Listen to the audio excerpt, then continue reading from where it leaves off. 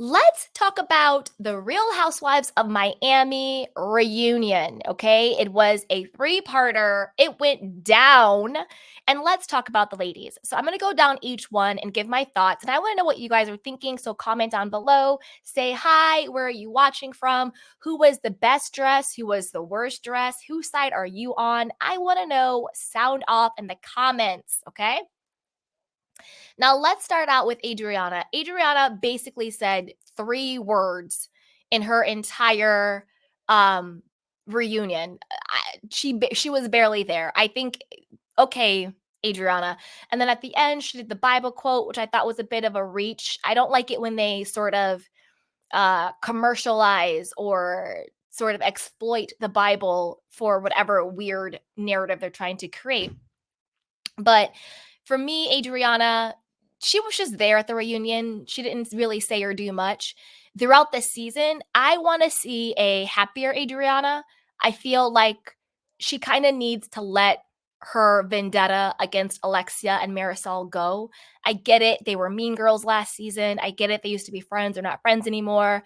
But there comes a time where being so bitter and resentful toward people who, quote, did you wrong, it's like drinking the poison, expecting them to die.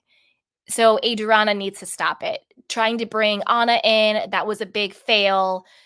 She just is looking very bitter and very petty. I'm not saying you have to forgive and forget, because I'm not like that. I forgive, but I never forget.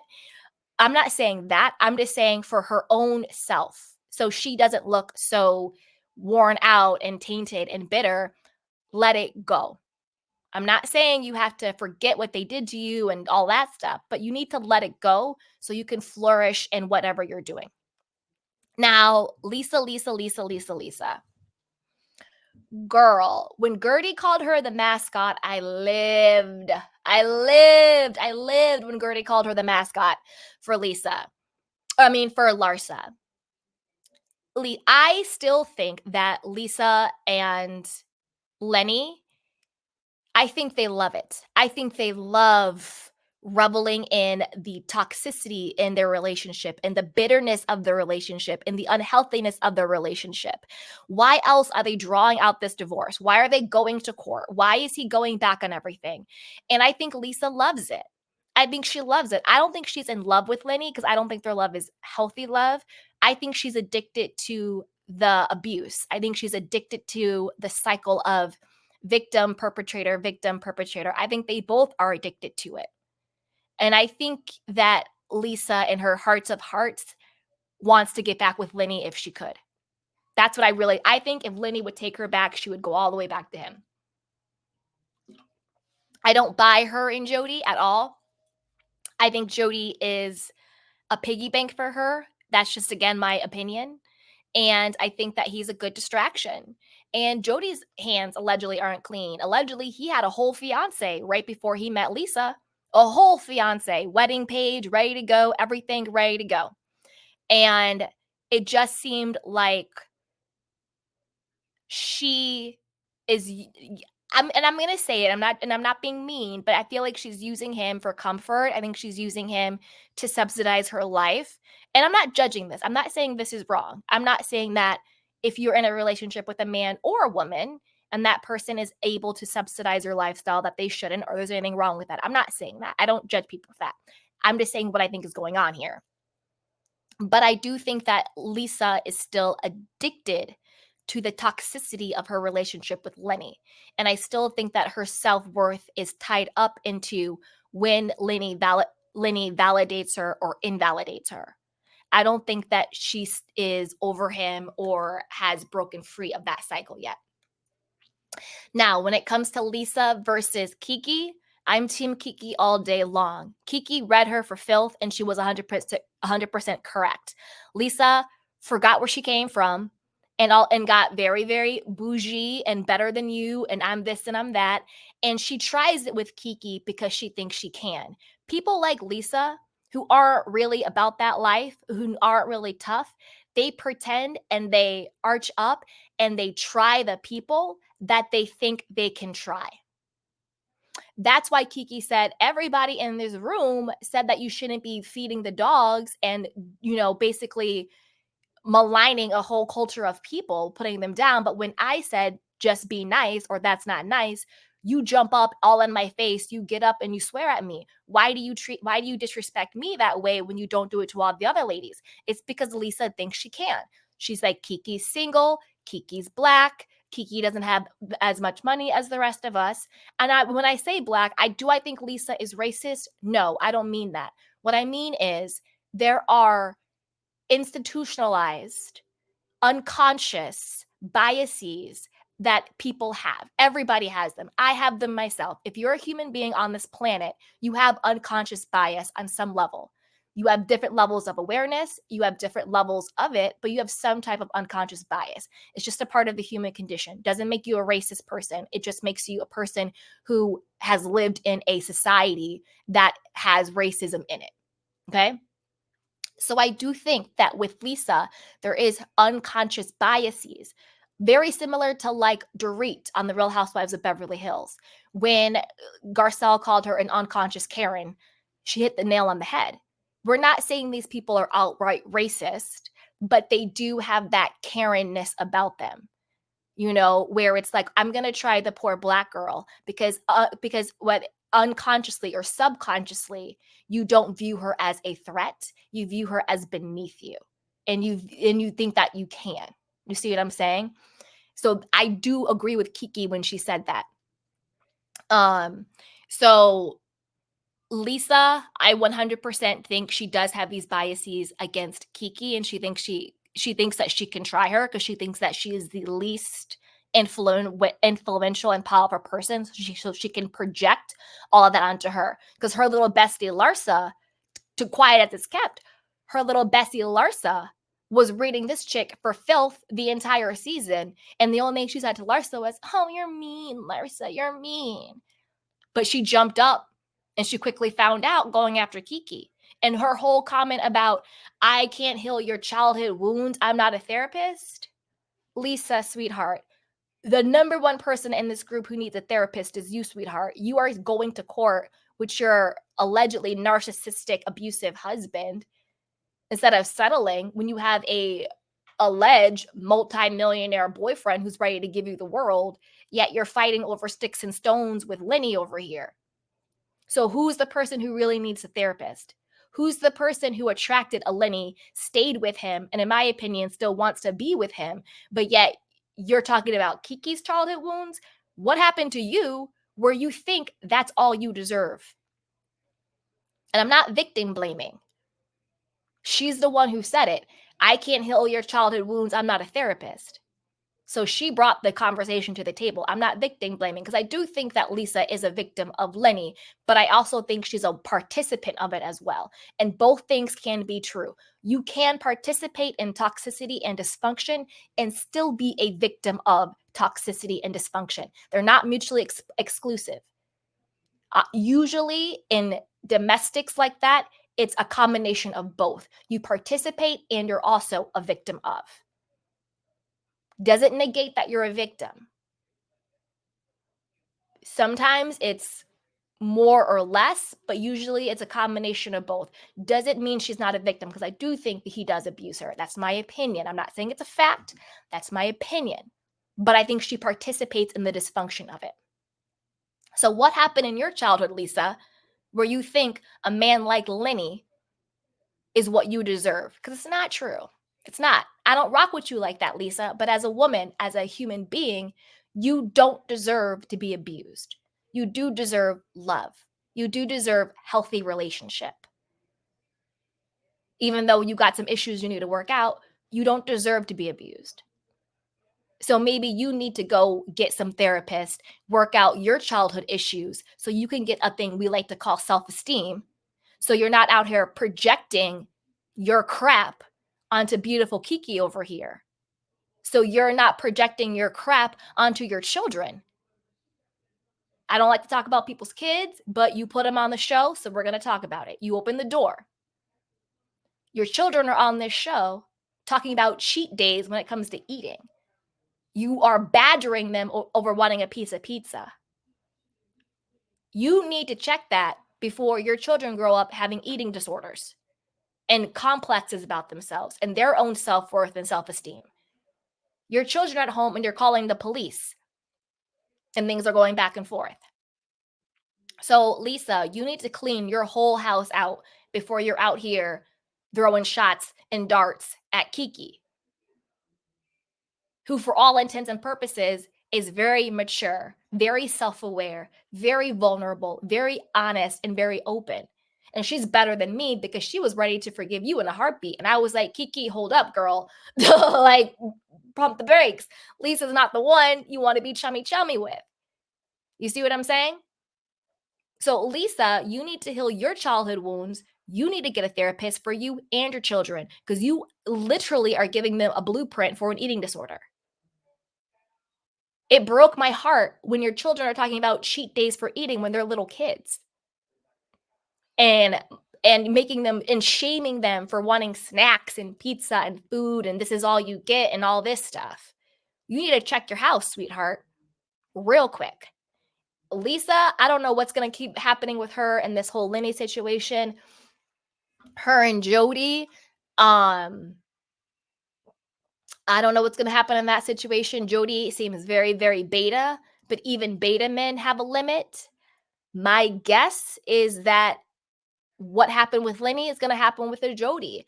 I think there's going to be a younger, sexier version of Lisa that comes along who wants Jody's money and is going to seduce him or whatever you want to call it. And he's going to go do that. And the reason why I say that is he allegedly had a whole fiance right when he met Lisa. And then all of a sudden the fiance was nowhere to be seen. No one could hear of her. And now he's in a whole relationship with Lisa. How you got him is how you lose him. I'm not absolving Jody of what he did or how he's moving. I'm not at all. He's going to get his too. Karma knows everybody's address. So Lisa, get your life in order before you are out here. And also Lisa, you need to take a cue from Alexia. When your bestie is the toxic one, you might want to start having your own identity.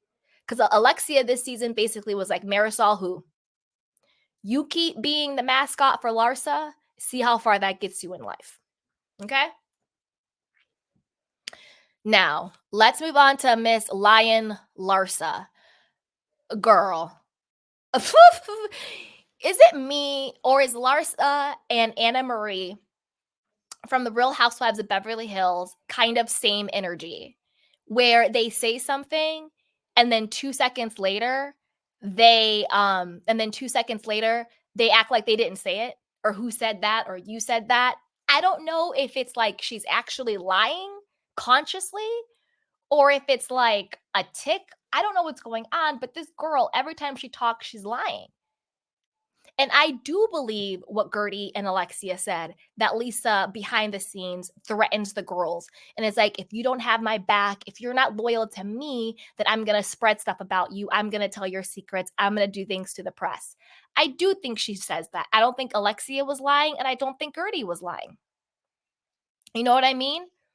I do think that Larsa does that. I think she plays very, very, very, very dirty. Also, let me take this thing off. Also, like you guys could see me. I was like, let me take this off. Like I'm on camera. Sorry, guys. So, also what's going on here is Marcus. So apparently Marcus had a whole hot damn breakdown, hissy fit against the ladies at the reunion. Now, Miss Marcus, I'm gonna need you to get your little panties out of a bunch. Okay, Miss Marcus? What I mean by that is this. It grinds my gears, like on a gut level, when men are disrespectful of women. And the way he was talking about the women, like these women wouldn't even be able to like wash the dishes in my house. And oh, I wish I could be up on stage. I was like, wait a minute, Marcus. Do you want a mojito? Like, do you want to hold a mojito? Like, do you want to be a housewife? Like, it was a new side of Marcus that I had never really seen before. And I was like, oh, so this is the real Marcus. He wants to be a housewife. You know how Nene called Peter Patricia on Atlanta? I'm calling Marcus Miss Marcus. Miss Marcus, you want to be a housewife? You want to be a housewife, Miss Marcus? Like, I can't even. I can't. It just kind of shows what I've been saying the entire time, which is I don't believe that Larsa and Miss Marcus, because that's what I'm going to call him from now on. I don't believe that Larsa and Miss Marcus are in a real relationship. I think they're in a agreement situationship. I think he wanted fame.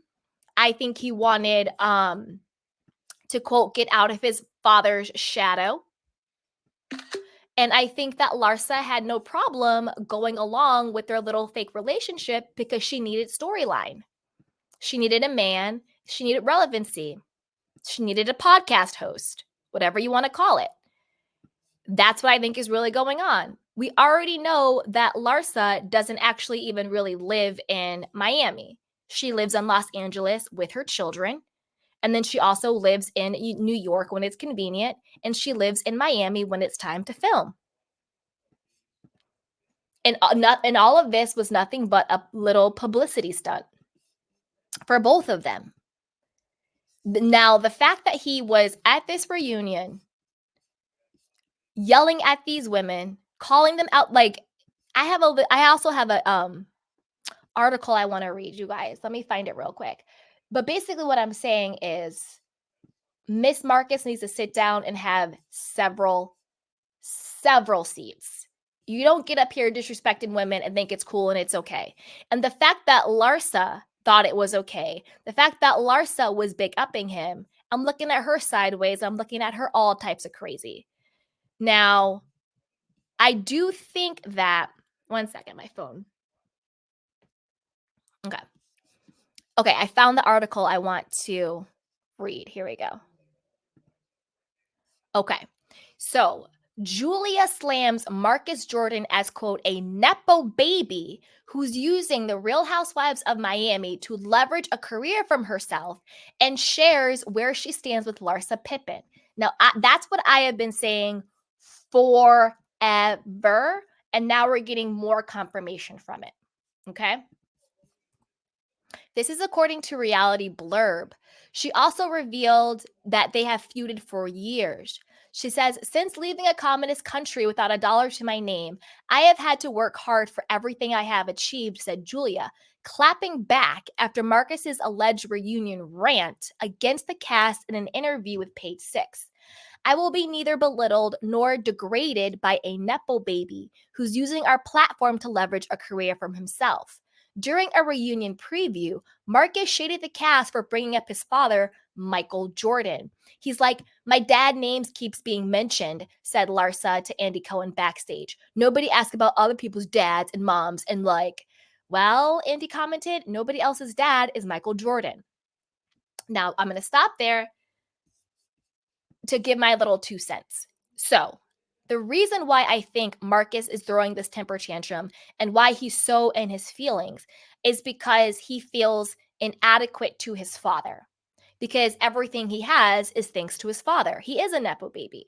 The fact that he's even on the show, the fact he has the podcast, he has these weird little shoe fashion lines or whatever it is all through his father. His life, I'm sure, is from a trust fund. I doubt his little fashion companies are making any money. And I doubt his little podcast is making any money. So what else does he really have other than being Michael Jordan's son? And the problem is there is nothing wrong with being a nepo baby. There is nothing wrong with having rich parents who subsidize your life. There is nothing wrong with that. What becomes wrong is when either through society or yourself or whatever, you wrap your identity and your self-worth into it. You can be a nepo baby and know that you're still worthy and you're good enough and you are a good person and you just have a blessed life and that's okay. Or you could be a Napo baby and you don't feel good enough, you feel less than, and instead of finding something that fulfills you, you become bitter and you become angry, and then you become like Miss Marcus, who is out here doing stunts because the problem isn't people bringing up your dad. The problem is you don't think that you're good enough. You don't think you're worthy. So when people bring up your dad, instead of being proud and like, yeah, that's my father, and I'm proud he's my father, and I'm his son, and because that's my birthright, I have all this great stuff. I'm so grateful to him. You throw a little temper tantrum and get your panties in a bunch and you start cussing women out because of your own ego, because of your own lack of self esteem, because of your own insecurity. Because if I had a father or a mother who was like a Michael Jordan, and my life was subsidized by that, and I was a Nepo baby, I would be so proud, but I would also be so humbled, and I would be so grateful. And I'd be like, you're damn right, my father is Michael Jordan. Look what he did. Look the life he provided for me. And I'm so grateful for that. And I would live my life with my little trust fund, and I'd be happy as a clam. But that's because I would have gratitude and humility. But the problem is, he doesn't have that. He's not grateful to his father, he's spiteful. He's not humble, he's prideful. That's why his little ego is so fragile. That's why he's backstage cussing women out, going on rants against women. Sit down, Miss Marcus. Sit down and have several seats. And also stop doing these stunts with Larsa. We broke up. Kidding. We're back together and now she has a huge diamond ring. Stop it. Stop with the stunts. Okay. It's not going to make anybody listen to your podcast. It's not going to make Miss Marcus happen. Stop with the stunts. Okay. And this is another thing.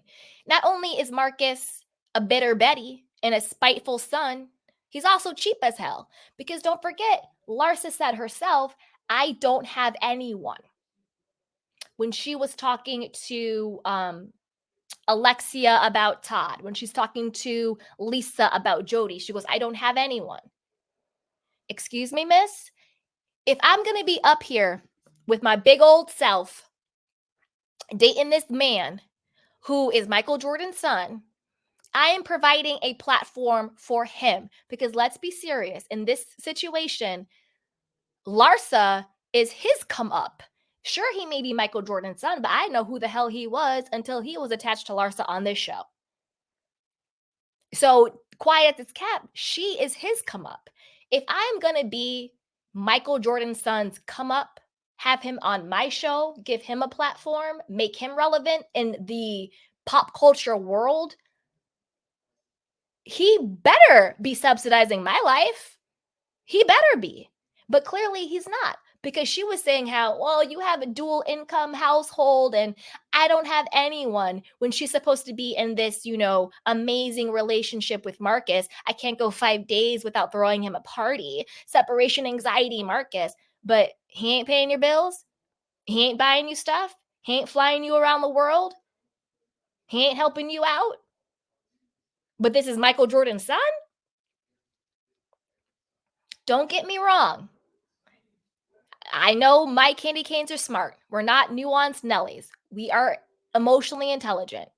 I'm not talking about sugar daddy, sugar baby. I'm not talking about all of that stuff. That's not what I'm talking about.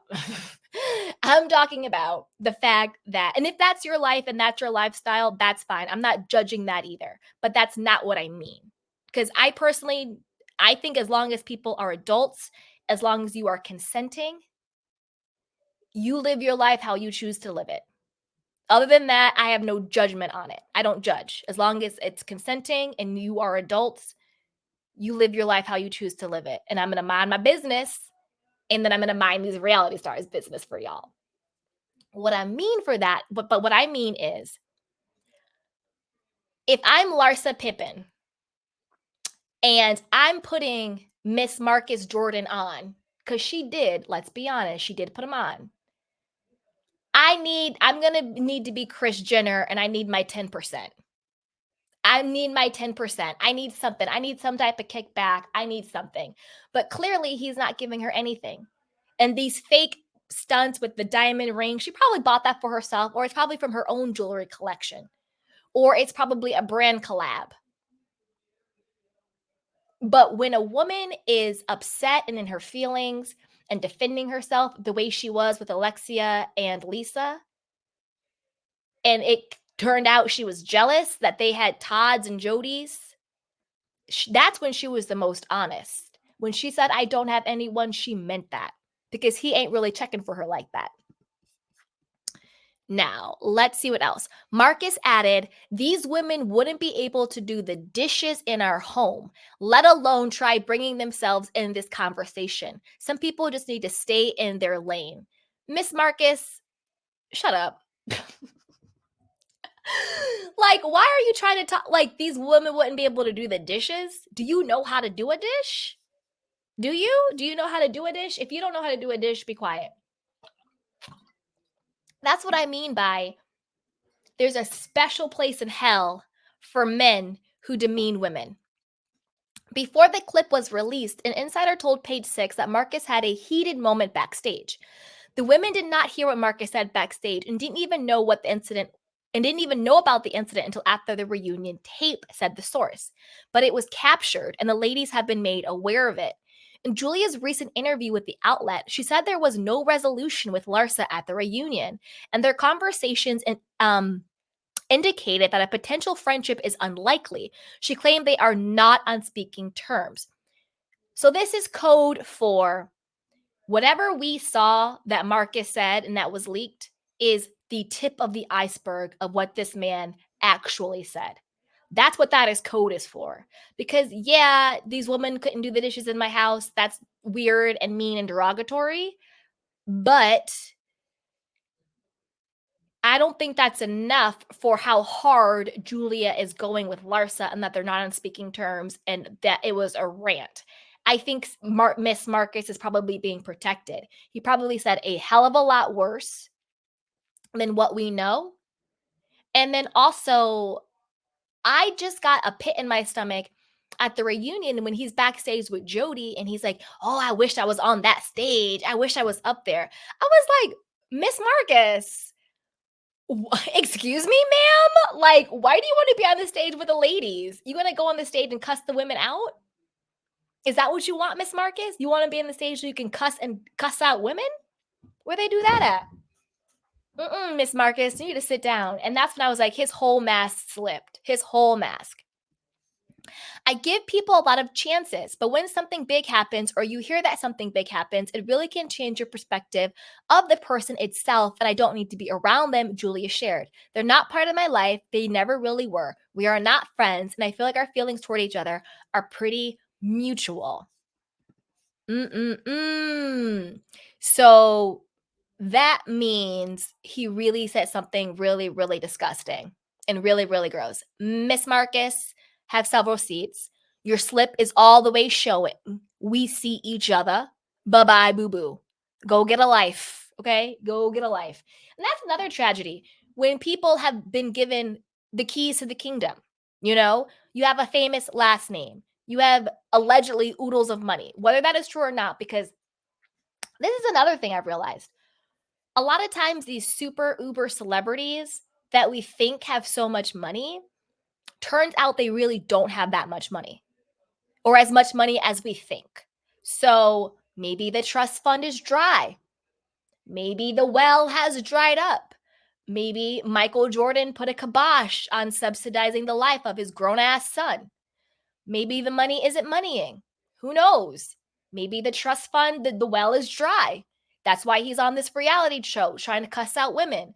That's why he's on this dry podcast that nobody listens to. That's why he's out here doing PR stunts with lying Larsa Pippen. Maybe the well is dry. Maybe the checks have stopped clearing. I don't know. But I want to know what you guys think. Put it down below and be sure to like, subscribe, and share. So with that, let's get back to the reunion breakdown. Okay. Lion Larsa Pippen. Girl, just admit you had the BBL. In my opinion, you got the BBL. Admit it. You got a nose job. You got cheek fillers. You might have did a Stassi Stroder and even got some chin implants going on. You got your boobs done. You got the BBL. In my personal opinion, that's what I think. And I'm not body shaming. I'm just saying, I think people should be more honest so people aren't idolizing something I'm not gonna say that isn't real, but that isn't naturally obtained. You see what I'm saying? It kinda takes the pressure off of people who are influenced by a person like a Larsa Pippen. Like me personally, she doesn't influence me. I don't wanna be like her. I don't wanna look like her. None of that. But but for people who may be younger or more impressionable or more vulnerable, I think the more honest we are about stuff, the less pressure it takes off of people like that, if that makes sense. Her versus Gertie. Team Gertie all day long. Lying Larsa. She lied and said she thought Gertie meant don't tell the press.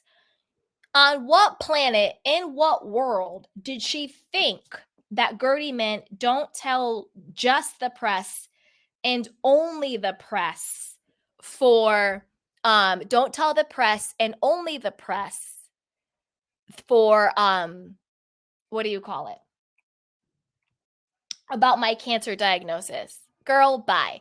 Then Larsa also got up there and lied about then Larsa got up there and lied saying that, oh, Gertie never even told me to Alexia and all them. And Alexia came out and was like, no, Larsa, you lied to me and said she never said to not tell anybody, but we're seeing everything go down. Also, when Larsa went to Dr. Nicole and was like, oh, is she lying about her cancer diagnosis? Is she lying about her cancer diagnosis and all of that? She said it was a trick or a stunt. Now, ma'am, lying Larsa, on what planet do we think it's okay? And then she tried to play the victim like Gertie's attacking her. On what planet did you think it was okay to one, tell anyone about Gertie's diagnosis, let alone on camera to multiple people, including the other girls and then your group of friends at a party? Number two, on what planet do you think it's okay to talk behind somebody's back and question whether or not they have cancer? I'm not talking about Brooks from the OC. We all knew he was lying. I'm talking about Gertie. Gertie behind her back. I'm just super confused. And then, third, on what planet does that make you the victim? On what planet does that not justify Gertie coming for your neck and your face and your fake tits and your fake boobs every time she sees you on sight? And then at the finale, being like, go worry about your health? Disgusting. Go worry about your health, Larsa. Your halitosis, because you look like your breath stank. Go worry about your health, Larsa. Go worry about Miss Marcus over here trying to cuss out women. Go worry about your situation. Go worry about your lawsuit because you are in a lawsuit with Scottie Pippen's, I'll just say alleged ex-lover who allegedly had his whole son, may he rest in peace, but you're implicated in a lawsuit of stalking, harassment, and people having sex with her without her consent. We know what that's called. You need to go worry about being sued out here in a $250 million lawsuit that you are implicated in. So yes, let Gertie, glory to God, she's cancer free. Let Gertie be happy with her health and her whole beautiful husband and her whole beautiful family and her whole beautiful life. And you go worry about this lawsuit you're implicated in. Worry about your children who are probably reading the same lawsuit I'm reading, the same headlines I'm reading about their father and their uncles and what they allegedly did to this woman.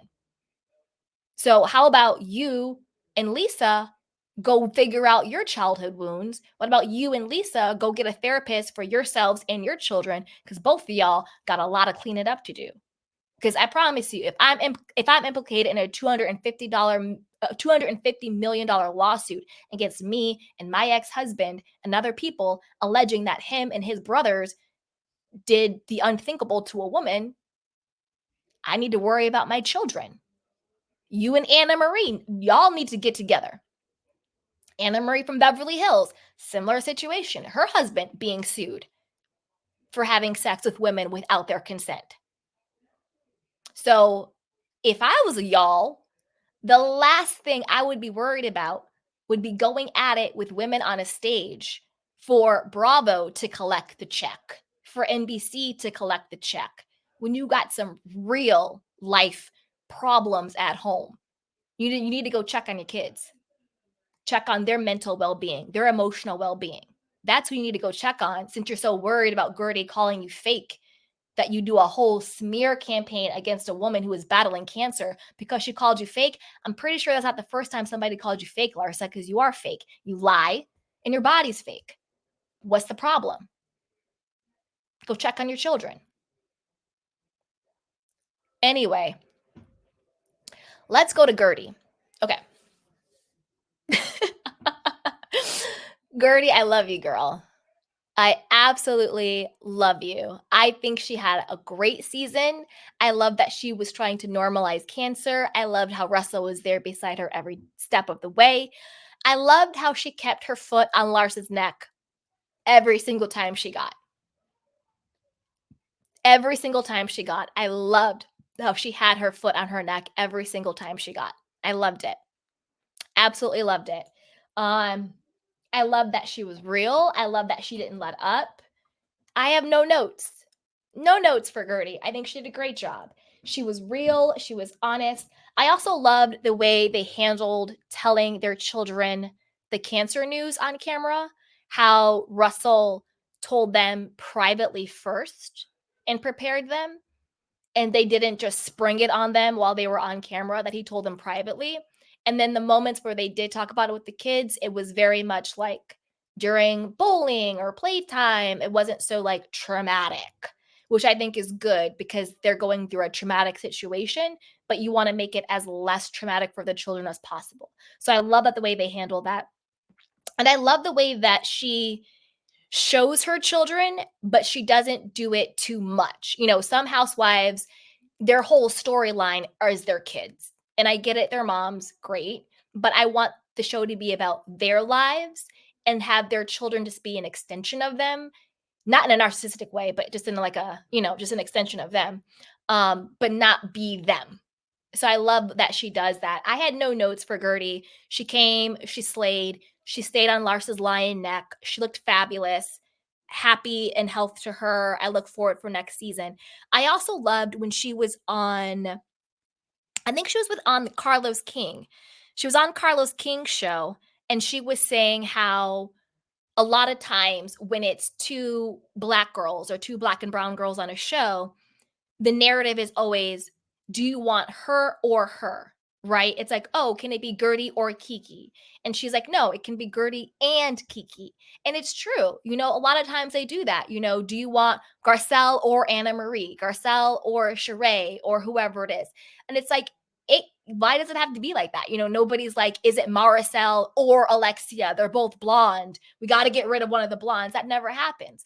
And so I loved how she Drew liked that, because again, I think that's an unconscious bias that a lot of us have, where it's like, quote, seats at the table. Well, we already have one black girl. We can't have two black girls, God forbid, unless it's an all black ensemble, So I do like she brought light to that, where it's almost like we subconsciously or habitually pit us against each other.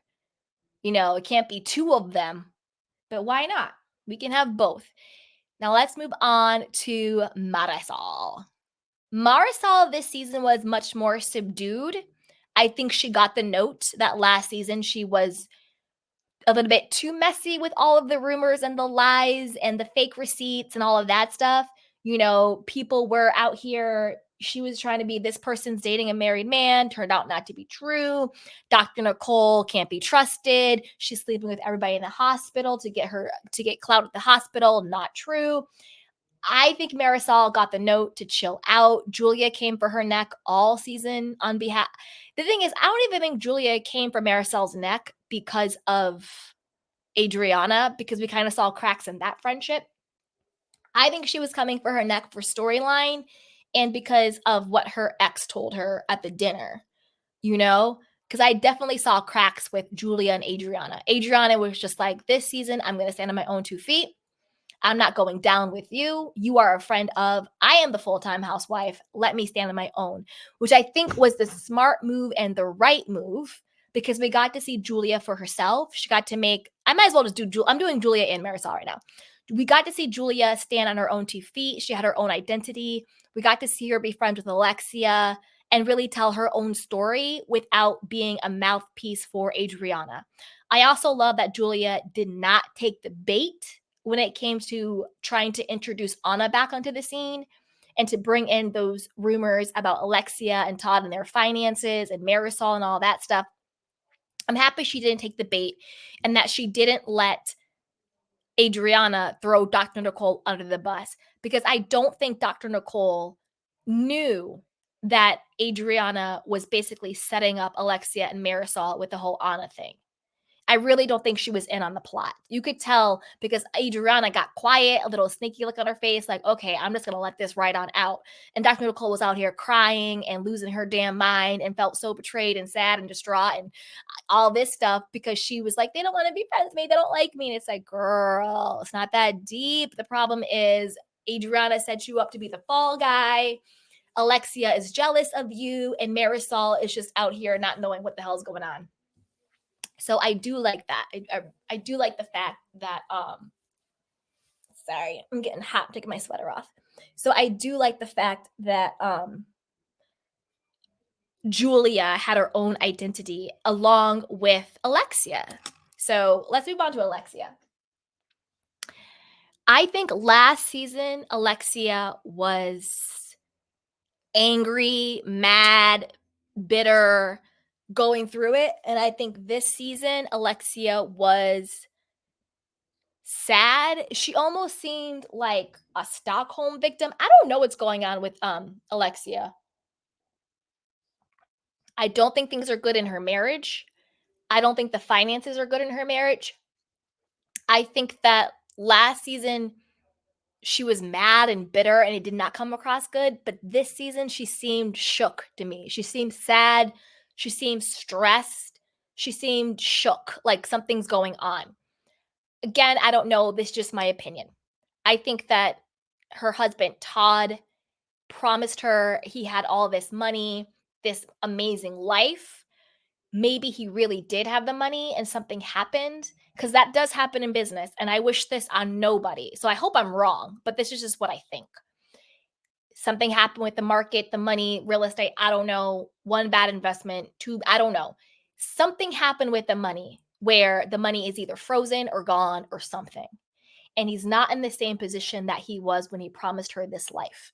And that's why they had to get out of that rented apartment so fast. I think she's very resentful that they rent and they don't own. I think she's very resentful for whatever financial situation they're in.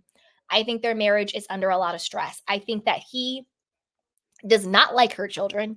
I think he likes Frankie, but I think he has issues with Peter. I think he has issues with their codependent lifestyle because, to be honest with you, Alexia's husband is her son's. Well, Alexia's husband is Peter, put it that way. I don't mean in a sexual way. I don't mean like that. I mean in like a psychological enmeshment way. They are so enmeshed and so codependent on each other that Alexia's man is not her husband. Her man is Peter. That's why her husband gets pissed off. That's why we have scenes where he's like, why are you going to his house to do his laundry? He's a grown man. Why are you still giving them money? Why are you still doing this? You guys need to be help. You guys need professional help. You are enabling this dysfunction. I think Alexia has I think she's 100% comfortable in the dysfunction. I think she has no problem with Peter being her man. I think she has no problem with enabling her children and her sons. I think she wants her son to be, I think she wants to be the number one woman in her son's life at all times, as he's the number one man in hers. I think that level of dysfunction really messed up the dynamic of her marriage with Todd. I think they both feel like they got scammed by the other one. I think Todd feels like I didn't get the woman I thought I was going to get. And I think she thought I didn't get the man I thought I was going to get. And I think they both are keeping up appearances. But I think it's a front. I think behind closed doors, they're probably fighting all the time. It's probably a lot of tension. It's probably not a really healthy, happy place. And I think they both feel like this isn't what I thought I was getting when we got married. That's what I really think is going on with both of them, and I think she's really, really stressed the hell out. And I think she has bigger fish to fry than being Marisol's sidekick. That's why at the reunion, she was like, when Andy was like, "Oh, who's the liars?" and all of that stuff, she was like, "Well, Marisol forgets a lot." And Marisol was all in her feelings. And we've seen the cracks in that friendship where Alexia's like, "I'm not fighting your battles anymore. You can speak for yourself. I'm not going there. Marisol, stop." Like, she made it very clear, "I'm my own woman this season. I'm not going down with a burning ship. I'm still your friend, but I'm not rocking with you the way I used to rock. I don't want to go down like this." We saw the beginning of this when they were on Ultimate Girls Trip. They're like, "Why do we have to room together?" and all this stuff. I think Marisol is still holding on to how their friendship used to be. I think Marisol feels very betrayed and she feels very sad. And she wants her bro back and bro and, like gawkies. Like, I think Marisol harkens for the days where they were thick as thieves, two peas in a pod. I think Alexia is like, "I got bigger fish to fry right now, boo boo." I'm trying to hold on right now. I'm trying to figure this stuff out. you know, I had to move out of this place I don't own in under 2 weeks. I have to pretend like my marriage is happy. I have to pretend like my husband still loves me. I have to pretend like the ship isn't on fire. I think Alexia has bigger fish to fry right now than being Marisol's sidekick. Whereas Marisol is still kind of in this sort of Peter Pan whimsical world, which is completely fine. She's doing spiritual ceremonies with her boyfriend, calling him her spiritual husband. She doesn't have children. She has money. She kind of has different priorities and obligations in life, which is fine. I'm not judging that. People make different choices. I personally don't have children, never will. I'm more of a Marisol vibe. I'm not going down that road. I don't want that responsibility of a children. Absolutely not. So I'm not judging her by any means because I don't judge myself for that. Like I always say, you're an adult, you decide how to live your life.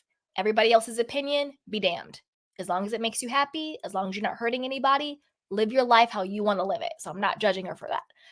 But I'm very well aware that they have two different sets of obligations and pressures. If I'm Alexia and allegedly my husband doesn't have the money anymore for whatever reason, if I'm Alexia, my adult children are still extremely dependent on me, especially Frankie for reasons out of his control.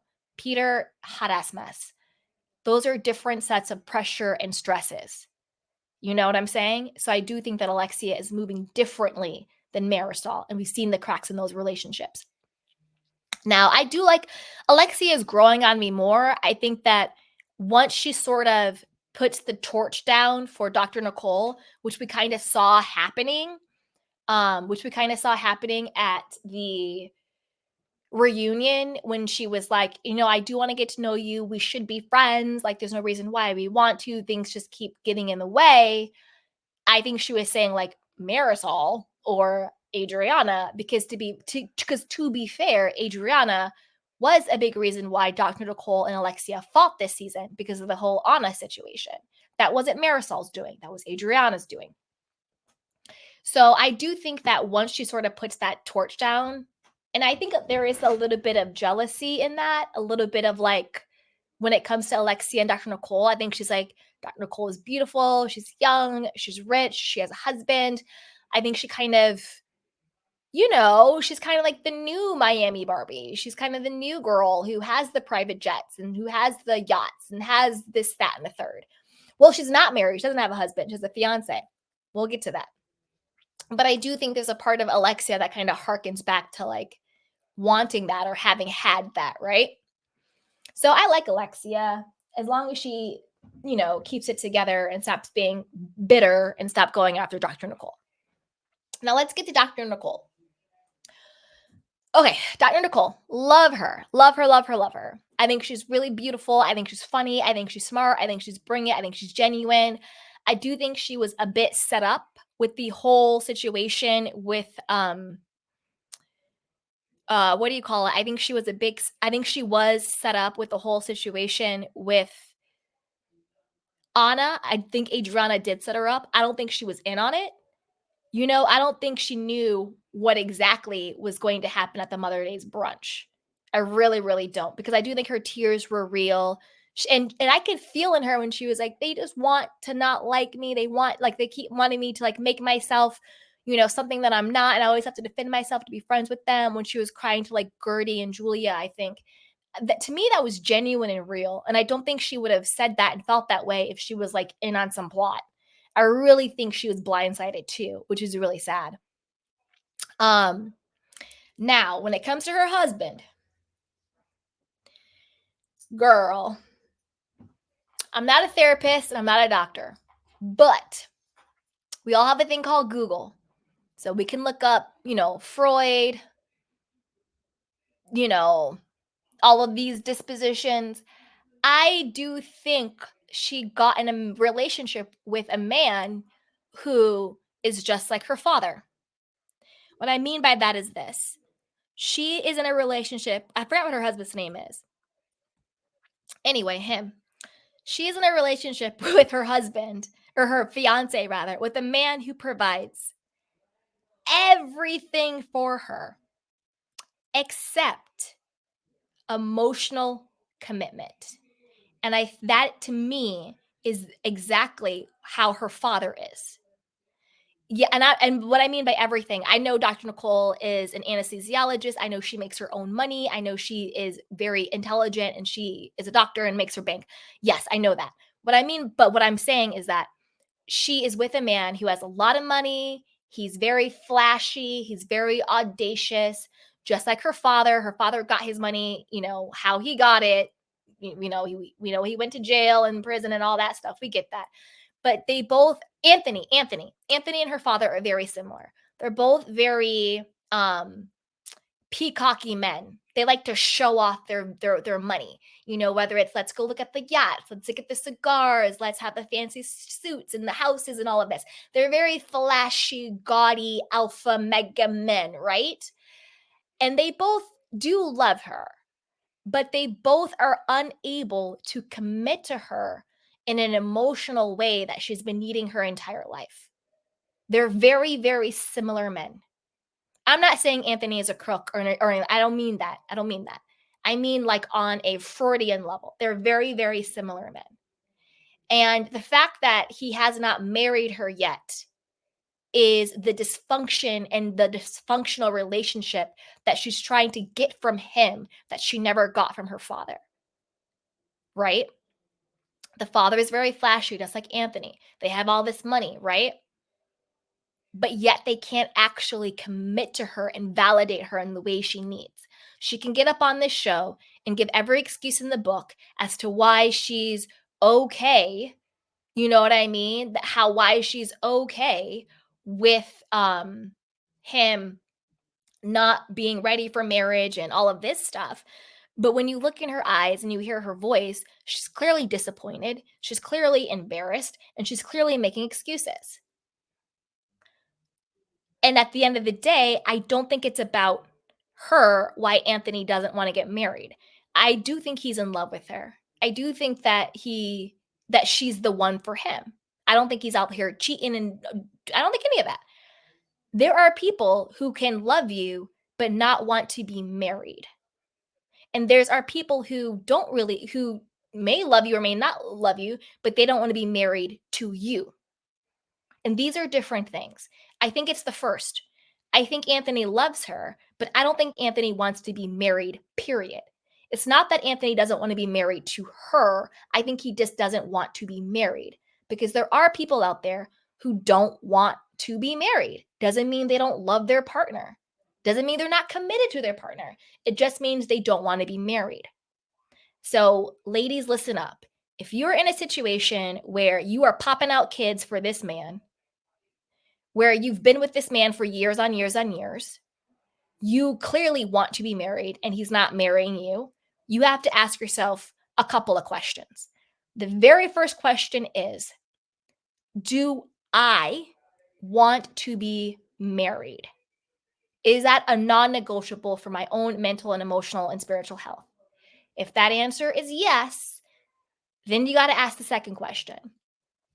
Does this man want to be married? Full stop. Yes or no?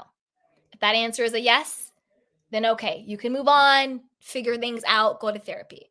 If the answer is no, you might have to fold it in. Cash in the checks, know when to hold them, know when to fold them.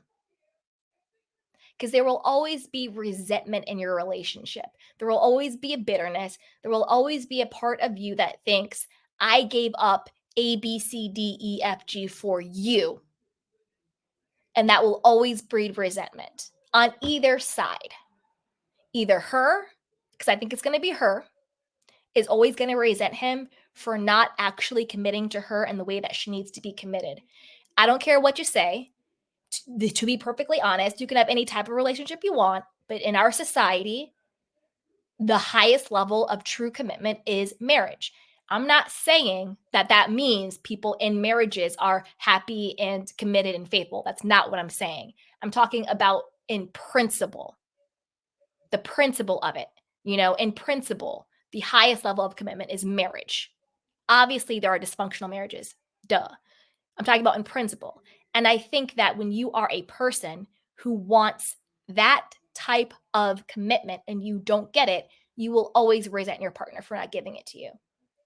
Conversely, when you are a person, male or female, who does not want to be married for whatever the case may be, and you marry someone to make that person happy, you then will always resent that person. I gave up A, B, C, D, E, F, G for you. That's why you have to truly be compatible with the person you decide to spend your life with. Compatibility looks like I want marriage, you want marriage. I want to be married to you, I want to be married to you. Compatible. Not I want marriage, I don't want marriage. I want to be married because married means I'm worthy and I'm this and I'm that. So I'm just going to make you marry me so I look better and I feel better about myself. That's not compatibility, right? Also, not compatibility. I want marriage. I don't. Okay, well, I'm going to pretend I don't want marriage because I would rather keep you than admit that I don't really want to be married. That's not compatible either. I know I went down a big old rabbit hole with this, but I think that I do think Anthony truly is in love with Nicole, but I don't think he is a person who wants to be married.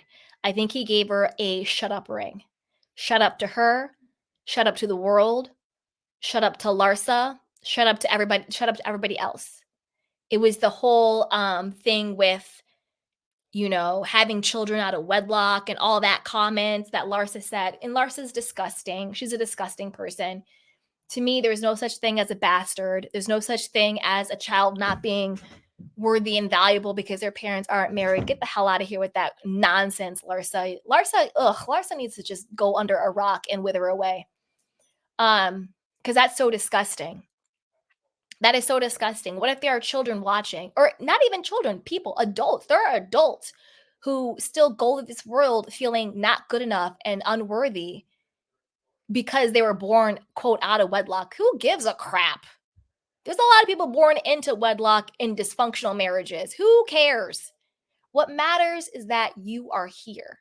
So whether you were born in wedlock, out of wedlock, in dysfunction, not in dysfunction, doesn't matter. You're still worthy. You're lovable. You're good enough. You're not a bastard. That's just a term people use because they wanted to keep money within their own bloodlines. So in order to keep the money and property and the assets in their own bloodline, they started to dismiss and bastardize innocent children. There's no such thing as a bastard. There's no such thing as a child being less than because their parents aren't married. Get the hell out of here with that nonsense. But unfortunately, that does strike chords in our society because that we've been brainwashed and trained to think that nonsense. When the only reason why people made up that crap was because they were greedy and they wanted to keep money and property within certain households. It's really all that's about. So no child is a bastard in my eyes. All childs are beautiful blessings. But I think he felt the pressure. And Dr. Nicole to be like, well, let's focus on, renovating and another baby cooking. Because this is the thing.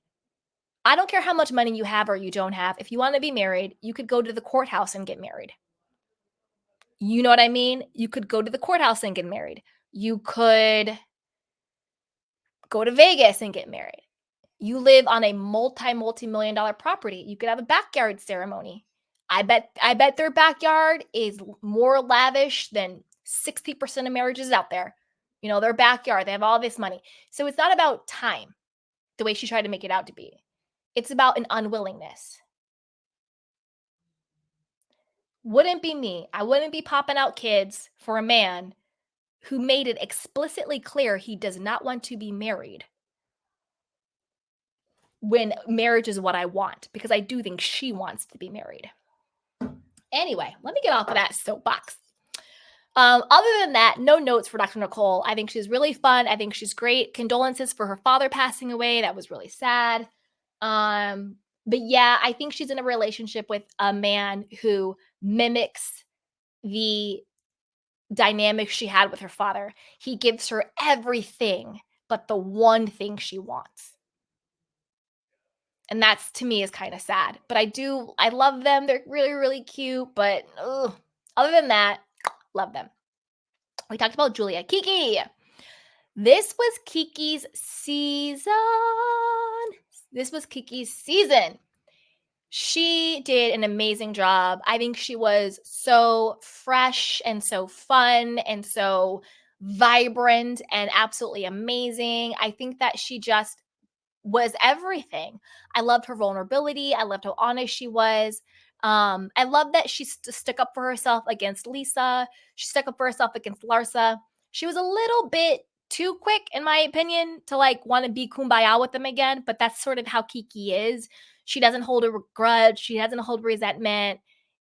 She's really fun and great. She's a little, I don't know, like, what guys? Like, what's going on? My heart broke for her when nobody showed up at her swim week event. That was so dirty. Again, it goes back to what I was saying before.